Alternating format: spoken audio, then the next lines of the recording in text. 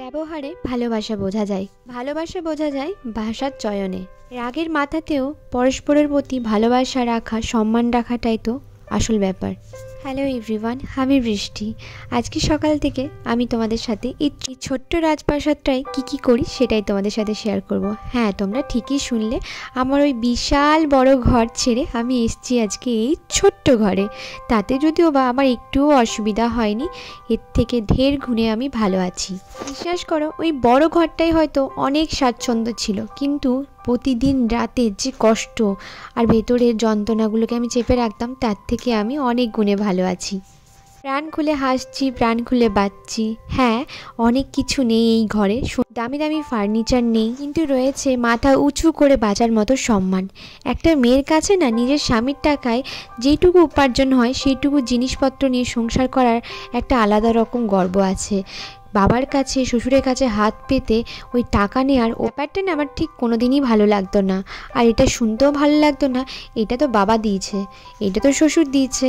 এই জিনিসগুলো শুনতে না বড্ড বেশি যেন গায়ে লাগতো। নুন ভাত খাবো আর শাক ভাত খাবো, যাই খাবো স্বামীর টাকাই খাবো। আমি বড্ড সাধারণ একটা মেয়ে, তাই আমার চাওয়া পাওয়াগুলো বড্ড সাধারণ। আমার অত জাঁকজমক লাগে না। আমাকে যেরকম পরিবেশে তুমি নিয়ে আসবে, আমি সেই রকম পরিবেশেই ঢেলে যাব। বলে না, নরম মাটি, সেই রকমই। যেরকম গড়বে আমি সেই গোড়াতেই রয়ে যাব। আর যেই মানুষটা আজকে আমার হাত ধরেছে, সেই মানুষটা নিয়ে আর কী বা বলবো। আজকে সেই মানুষটা না থাকলে হয়তো আমি কোথায় থাকতাম আর অর্কই বা কোথায় থাকতো। তার নিয়ে আর বেশি কিছু নাই বা বললাম। কথা তো সবাই দিতে পারে, কিন্তু সেই কথাটার মর্যাদা কজন রাখতে পারে, সসম্মানে কজন সেইটাকে পালন করতে পারে বলো তো? ভালোবাসা না বড্ড অদ্ভুত জিনিস। না থাকলে বলে বোঝানো যায় না, আর থাকলে বলার প্রয়োজন মনে হয় না। মুখে চোখের মধ্যেই ফুটে ওঠে যে তুমি কতটা ভালো আছো আর কতটা খারাপ। বিশ্বাস করো, এর মধ্যেও আমি বেশ ভালো আছি।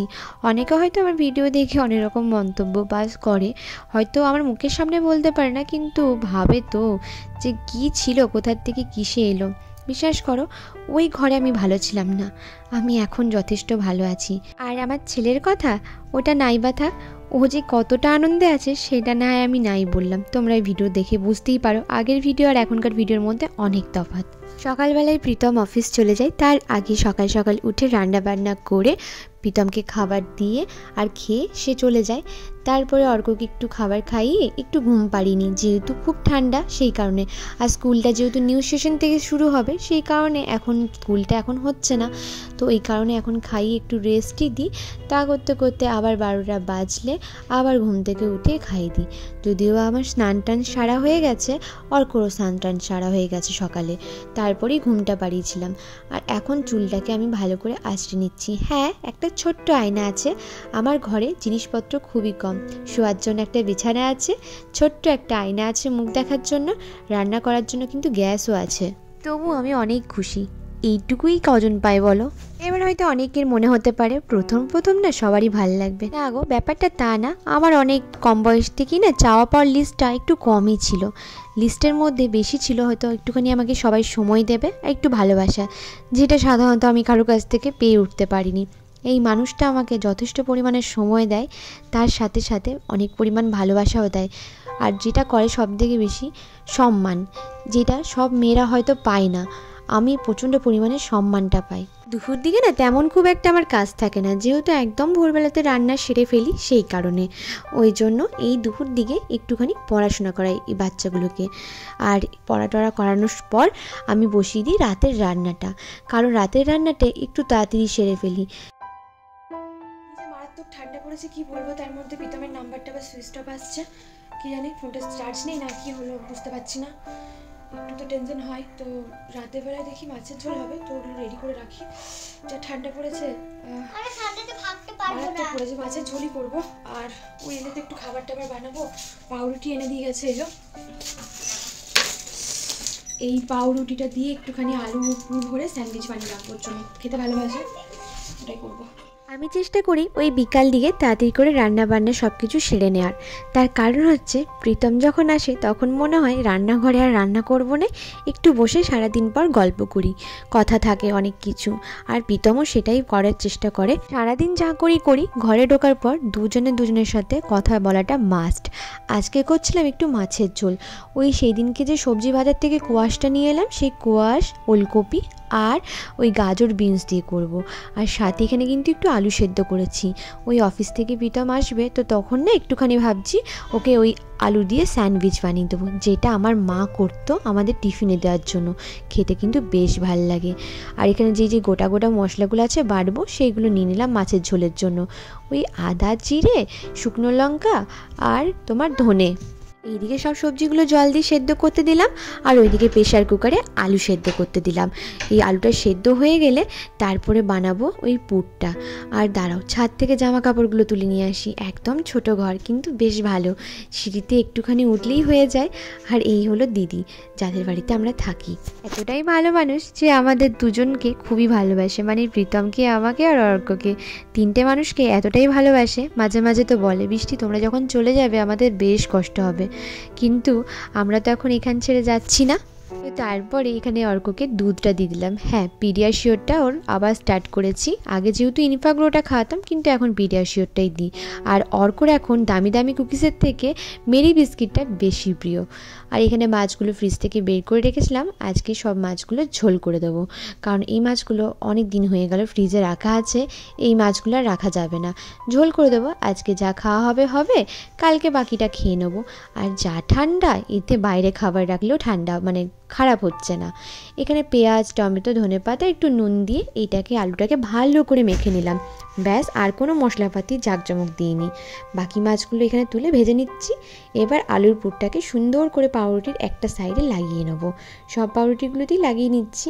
আর এই প্রীতম এই পাউরুটিটা কালকের থেকে এনে দিয়েছিল। কি করব খুঁজে পাচ্ছিলাম না। চা দিয়ে খাওয়ার জন্যই এনেছিল, কিন্তু ভাবলাম না, অফিস থেকে আসার পর তো ওরও তো ইচ্ছা করে একটু কিছু মানে নোনতা খেতে। তো ভাবলাম এরকমই কিছু বানিয়ে দিই, ভালোই লাগবে। তো এখানে বানিয়েছিলাম, বেশ ওর ভালোই লেগেছিলো। আর মা না এইভাবেই বানাতো। এখানে মাছগুলো ভাজা হচ্ছে, আর এদিকে তাওয়াতে আমি একটু পরিমাণ সাদা তেল দিয়ে এপিট উপিট করে ভালো করে শিখে নেবো। বেশ খেতে ভালো লাগে, একটু কেচাপ দিয়ে তো দারুণ লাগে, এমনি নর্মালও খেতে কিন্তু বেশ ভালো লাগে। মাছগুলো বেশ হালকা করে ভেজে নিচ্ছি। সরি হালকা করে না, একটু কড়া করেই ভাজছি, কারণ বাসি মাছ তো একটু ভালো করে না ভাজলে হয় না। তো এখানে আস্তে আস্তে আমার রান্না চলছিল। ও মা, প্রীতম ফোন করেছিল, সেই কারণে দেখো আমি এদিকে উল্টে দিয়ে চলে গেছি। আর মনে ছিল না আমার গ্যাসটা না জোরে দেওয়া আছে, সেই কারণে গেছে একটুখানি ওই সাইডটা পুড়ে। হঠাৎ করে যখন মনে পড়ছে দেখলাম ও মা, পুড়েই গেছে, কিন্তু খেতে কিন্তু খারাপ লাগেনি, খুব একটা পোড়েনি। তো এখানে বাকিগুলো আমি এইভাবেই সেম প্রসেসে ভেজে নিয়েছিলাম। খেতে খুব ভালো লাগে। তোমরা এইভাবে আশা করছি ট্রাই করেছো, আমিও মাঝে মাঝে এইভাবেই করি। আর এর মধ্যে কি করলাম, মাছের ঝোলটা পাঁচফোড়ন দিয়ে একটু পেঁয়াজ কুচি, টমেটো কুচি, আর যে মশলাটা বেটে রেখেছিলাম গোটা মশলাটা শিলে, সেটাকে দিয়ে একটু হলুদ দিয়ে মশলাটাকে ভালো করে কষাবো। একটু নুন দিয়ে দিলাম। ব্যাস, মশলাটা কষে এলে সবজিগুলো দিয়ে একটু রসি নেব।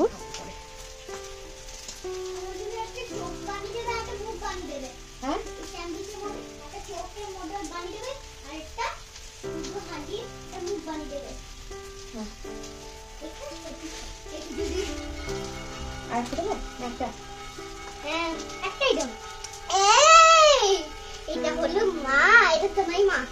যা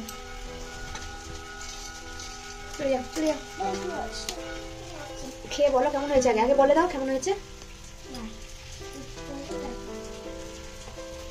আরেকটা দেবো না?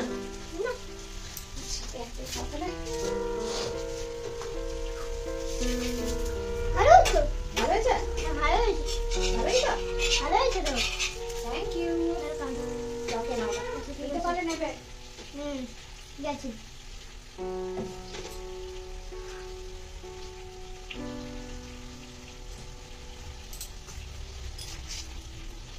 চলে কেমন করে দেখায়, খুব ভালো হয়েছে। যা, ওইদিকে অর্ক খাচ্ছে খাক, আর আমি খাবো প্রীতম এলে। প্রীতম আর আমি একসাথে খাবো। ফোন করে শুনলাম যে ও হয়েই এসছে, এবার অফিস থেকে বেরোবে। আর এদিকে মাছের ঝোলটা জল দিয়ে দিলাম পরিমাণ মতো। ঝোলটা ফুটে আসার পর মাছগুলো দিয়ে দিলাম। আর ওইদিকে ভাতটাও চাপিয়ে দিয়েছি গরম গরম। আর যে কটা বাসন ছিল সেই কটা বাসন এখানে ধুয়ে নিচ্ছি। আর এদিকে দেখো আমার মুখটা কন্টিনিউ চুলছে, তার কারণ হচ্ছে অর্ককে ওইদিকে লেখাচ্ছিলাম। লেখালেখিগুলো না করালে না একদম ভুলে যাবে, সেই কারণে লেখাগুলো করাচ্ছিলাম। আর এইদিকে মাছের ঝোলটা ফুটে আসছে। এইবার একটুখানি চড়বড়িয়ে ফুটে গেলে আমি গ্যাসটা অফ করে দেবো। হ্যাঁ, এখানে যেই সেদিনকে কাজটা করা হলো না বেসিনের, মোটামুটি জানো তো জল পড়াটা একটু কমেছে, কিন্তু পুরোটা কমেনি, মোটামুটি ভালোই পড়ছে। আর এদিকে জল পুরো বরফের মতো ঠান্ডা। বলতে না বলতে দেখো প্রীতম চলে এসছে। গেটটা খুলতে যাওয়ার আগে ভালো করে টুপিটা কানে নিলাম, যা ঠান্ডা পড়েছে। আর এই যে অর্ক ঢুকতেই স্টার্ট হয়ে গেছে, বাবা তুমি কি নিয়ে এসছো আমার জন্য। আর ওর বাবা ওর জন্য কিছু না নিয়ে আসবে সেটা হতেই পারে না, অফিস থেকে আসার সময় কিছু না কিছু নিয়ে আসে। ইনফ্যাক্ট আমার জন্য নিয়ে এসছে। তো তোমাদেরকে দেখাই কী কী নিয়ে এসছে। আমাকে ডেকে বললো যে এখানে অর্কর জন্য নাকি ফ্রেঞ্চ ফ্রাই নিয়ে এসছে, আর এক প্যাকেট দুধ নিয়ে এসছে। আর আমার যেহেতু ছানার পায়েস খুব প্রিয়, দেখতে পেয়েছে নিয়ে এসছে। তো এই যে ছোটো ছোটো জিনিসগুলো না, এইগুলোতে যে কত আনন্দ লাগে সেটা না আর বলে বোঝানো যায় না। তো ছানার পায়েসটা আমি দেখলাম খুলে, কারণ আমার ছানার পায়েস খুবই প্রিয়। আমি ছানার পায়েস খেতে ভালোবাসি বলে এখানে না ছানার পায়েস খুব একটা পাওয়া যায় না। তো প্রীতম খুঁজে এনেছে এটা। তো টেস্ট করবো পরে, আগে ওকে খাবার দিয়ে কিছু, তারপরে। যাই হোক, তা করতে করতে প্রীতম ড্রেসগুলো চেঞ্জ করছে, আর আমি এদিকে বসিয়েছি একটু চা। আর যে স্যান্ডউইচটা বানালাম সেই স্যান্ডউইচটা এখন খাওয়া হবে, তারপরে রাত হলে ভাত খাওয়া হবে। আর এখানে প্রীতমও হেল্প করছিল আমার সাথে সাথে। ও এসে পড়ে যে বসে থাকে তা না, আমার সাথে সাথে যতটা পারে হেল্প করে দেয়। তো ব্যাস, আবার কি একসাথে নিয়ে এখন এবার গল্প করব। আর কোনো কাজ নেই আমাদের, এবার তিনজন মিলে একটু মজা করব। আর যেহেতু অর্ককে পড়িয়ে দিয়েছিলাম, একবার রাতের বেলায় প্রীতম ওকে পড়তে বসাবে। আর হ্যাঁ, আমাদের যেহেতু এদিকে প্রচণ্ড পরিমাণে ঠান্ডা, তো সেই কারণে জানো তো আমাদের নিচে একটা কিছু পাততে হবে। ততদিনকার জন্য এই ঠান্ডাটার জন্য রাতের দিকে না এই উপরটাই বসে থাকি, পারি না একদম ঠান্ডাতে নিতে। আস্তে আস্তে জানি এই ঘরটাও হয়তো সব টুকিটাকি জিনিসপত্রে ভরে যাবে, এটাও আমি জানি, তবে সময় লাগবে। অতীতকে যখন ছেড়ে এসেছি সম্পূর্ণভাবেই ছেড়ে এসেছি, তার একটা ছিটে ফোঁটাও আমার সঙ্গে নিয়ে আসিনি, যাতে কোনোদিন আমাকে এটা মনে পড়াতে পারে যে এটা তো তোমার অতীত। তাই সব কিছু ছেড়ে এসেছি নিজের নতুন করে শুরু করব বলে। তাই এখন আর একটা অভিযোগ লাগে না। তো এখানে আমরা দুজন মিলে খাচ্ছি। আর এখানে অর্ককেও বললাম যে একটু ট্রাই কর, তো ও ছানার পায়েস খাবে না, কারণ অর্ক আমাদের মিষ্টি জিনিস খেতে একদমই ভালোবাসে না। তারপরে যাই হোক, এখানে এক কাপ চা নিয়ে বসলাম দুজন মানুষ মিলে। চা খেতে খেতে একটু গল্প, আর অফিসের প্রীতমের কাজও চলছিল, সেই কাজের সাথে আমরা গল্পও করছিলাম একটু একটু করে, সারাদিনে জমে থাকা সেই টুকিটাকি কথা। তো চলো আজকের ভিডিওটা এখানেই শেষ করছি, কাল আবার নতুন ভিডিও নিয়ে দেখা হবে। আজকের মতো টাটা।